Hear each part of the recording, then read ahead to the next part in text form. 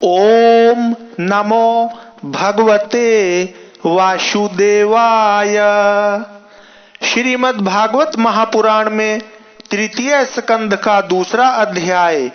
इस अध्याय में उद्धव जी द्वारा भगवान की बाल लीलाओं का वर्णन किया गया है। श्री सुखदेव जी कहते हैं, जब विदुर जी ने परम भक्त उद्धव से इस प्रकार उनके प्रियतम श्री कृष्ण से संबंध रखने वाली बातें पूछी, तब उन्हें अपने स्वामी का स्मरण हो आया और वे हृदय भर आने के कारण कुछ भी उत्तर न दे सके। जब ये 5 वर्ष के थे, तब बालकों की तरह खेल में ही श्री कृष्ण की मूर्ति बनाकर उनकी सेवा पूजा में ऐसे तन्मय हो जाते थे कि कलेवे के लिए माता के बुलाने पर भी उसे छोड़कर नहीं जाना चाहते थे।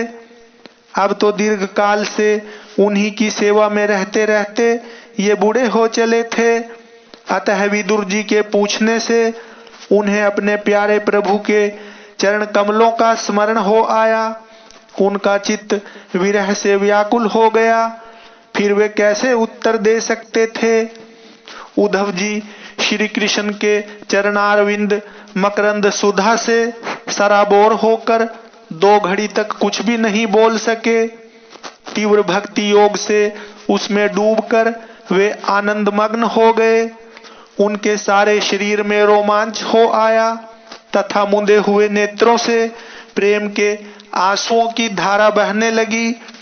उद्धव जी को इस प्रकार प्रेम प्रवाह में डूबे हुए देखकर विदुर जी ने उन्हें कृतकृत्य माना। कुछ समय बाद जब उद्धव जी भगवान के प्रेम धाम से उतरकर पुनः धीरे धीरे संसार में आए, तब अपने नेत्रों को पोंछकर भगवत लीलाओं का स्मरण हो आने से विस्मित हो विदुर जी से इस प्रकार कहने लगे। उद्धव जी बोले, विदुर जी, श्री कृष्ण रूप सूर्य के छिप जाने से हमारे घरों का काल रूप अजगर ने खा डाला है। वे श्रीहीन हो गए हैं। अब मैं उनकी क्या कुशल सुनाऊं। ओह, यह मनुष्य लोक बड़ा ही अभागा है। इसमें भी यादव तो नितांत भाग्यहीन है, जिन्होंने निरंतर श्री कृष्ण के साथ रहते हुए भी उन्हें नहीं पहचाना। जिस तरह अमृत में चंद्रमा के समुद्र में रहते समय मछलियां उन्हें नहीं पहचान सकी थी, यादव लोग मन के भाव को ताड़ने वाले बड़े समझदार और भगवान के साथ एक ही स्थान में रहकर क्रीड़ा करने वाले थे। तो भी उन सब ने समस्त विश्व के आश्रय सर्वांतर्यामी श्री कृष्ण को एक श्रेष्ठ यादव ही समझा। किंतु भगवान की माया से मोहित इन यादवों और इनसे व्यर्थ का वैर ठानने वाले शिशुपाल आदि के अवहेलना और निंदा सूचक वाक्यों से भगवत प्राण महानुभावों की वृद्धि बुद्धि भ्रम में नहीं पड़ती थी। जिन्होंने कभी तप नहीं किया, उन लोगों को भी इतने दिनों तक दर्शन देकर अब उनकी दर्शन लालसा को तृप्त किए बिना ही वे भगवान श्री कृष्ण अपने त्रिभुवन मोहन श्री विग्रह को छिपाकर अंतर्धान हो गए हैं। और इस प्रकार उन्होंने मानो उनके नेत्रों को ही छीन लिया है। भगवान ने अपनी योग माया का प्रभाव दिखाने के लिए मानव लीलाओं के योग्य जो दिव्य श्री विग्रह प्रकट किया था, वह इतना सुंदर था कि उसे देखकर सारा जगत तो मोहित हो ही जाता था। वे स्वयं भी विस्मित हो जाते थे। सौभाग्य और सुंदरता की पराकाष्ठा थी उस रूप में। उससे आभूषण अंगों के गहने भी विभूषित हो जाते थे। धर्मराज युधिष्ठिर के राजसूय यज्ञ में जब भगवान के उन नयनाभिराम रूप पर लोगों की दृष्टि पड़ी थी, तब त्रिलोकी ने यही माना था कि मानव सृष्टि की रचना में विधाता की जितनी चतुराई है, सब इसी रूप में पूरी हो गई है।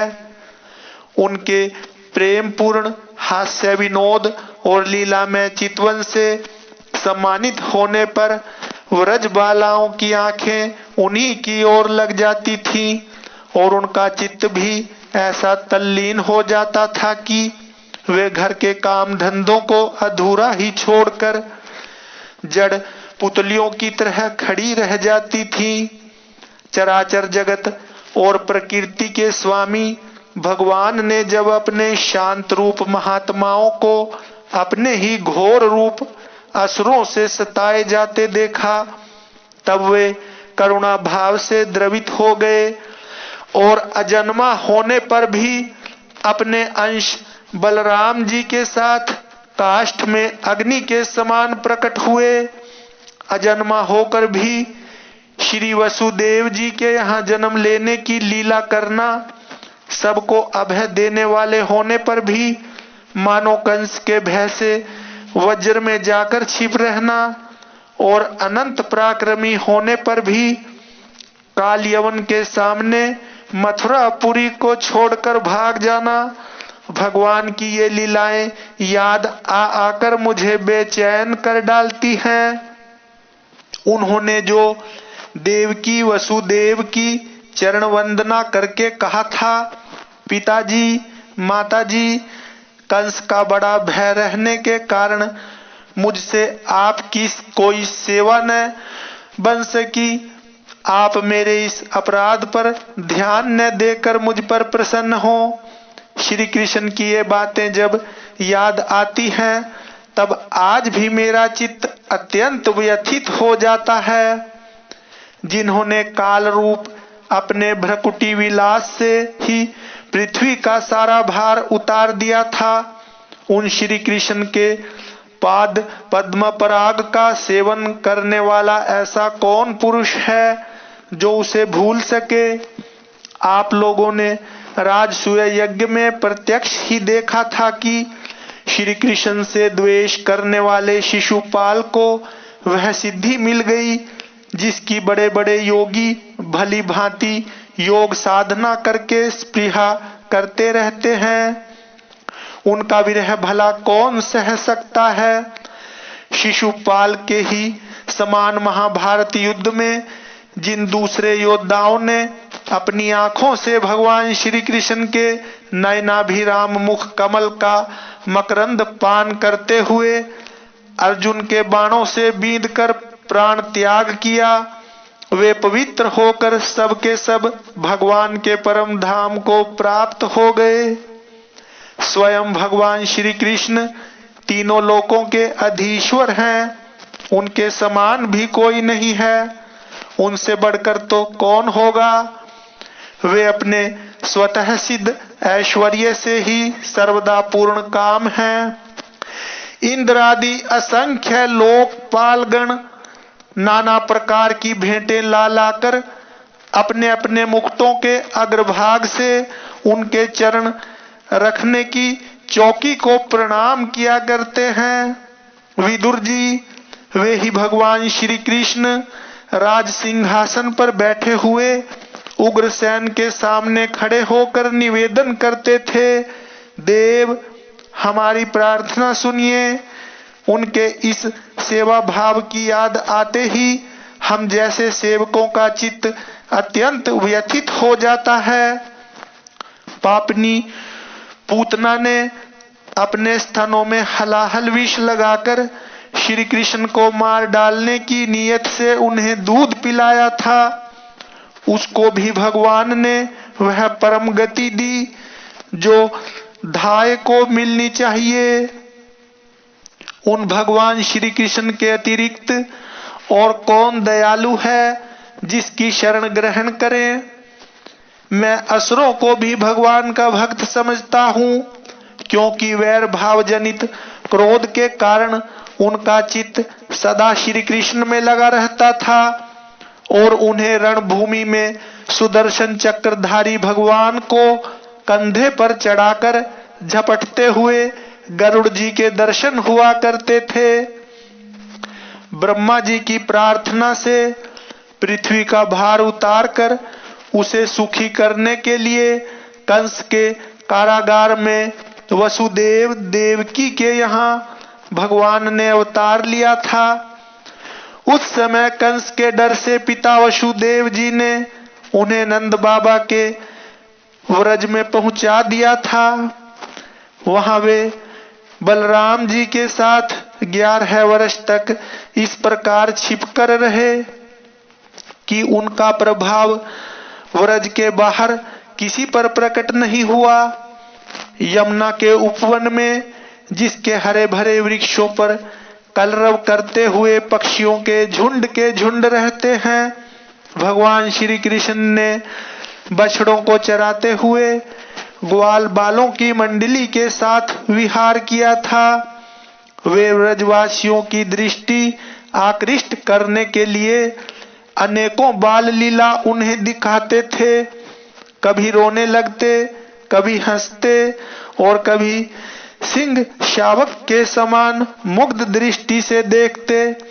फिर कुछ बड़े होने पर वे सफेद बैल और रंग बिरंगी शोभा की मूर्ति गौओं को चराते हुए अपने साथी गोपों को बांसुरी बजा बजा कर रिझाने लगे। इसी समय जब कंस ने उन्हें मारने के लिए बहुत से मायावी और मनमाना रूप धारण करने वाले राक्षस भेजे, तब उनको खेल ही खेल में भगवान ने मार डाला। जैसे बालक खिलौनों को तोड़ फोड़ डालता है, कालिया नाग का दमन करके विष मिला हुआ जल पीने से मरे हुए ग्वाल बालों और गौओं को जीवित कर उन्हें कालिया दह का निर्दोष जल पीने की सुविधा कर दी।